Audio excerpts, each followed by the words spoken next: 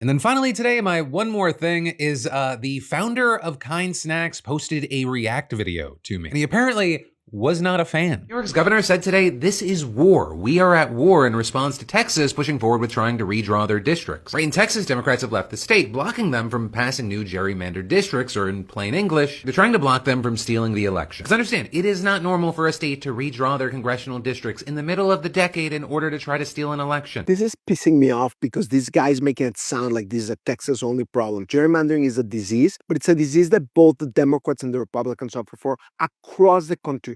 93% of congressional seats are no longer competitive. Just like we like competition in business, we should have competition in politics, and politicians are cheating. When there is no competition for the seats, it helps the incumbents just stay in power, not be accountable to the people, but it also helps special interests, cheating, cronyism. It's really, really harmful. If you want to change that, join Builders Movement, because that's part or the work we have ahead of us. So one, Daniel, it's Philip DeFranco, or I'll even take that DeFranco guy. Two, I actually enjoy you on Shark Tank. And three, as a former enlightened centrist, a former both sides are equally bad asshole myself, I want to echo what many of your own fans are saying in the comments section, and that's no gerrymandering, yes, would be a beautiful situation. And it just so happens that one party overwhelmingly wants nonpartisan redistricting nationwide, and another party has fought against it. And we're also not just talking about gerrymandering in general. We're talking about Donald Trump saying, "Yo, Texas, what's up? I want 5 more seats, give it to daddy." And then Greg Abbott, like daddy's good little boy, says, "Okay, let me just call a special session and tie this gerrymandering mid-cycle to relief for flood victims." And to be clear, that's not me adding something new. I talked about how this being a mid-cycle gerrymander is a complete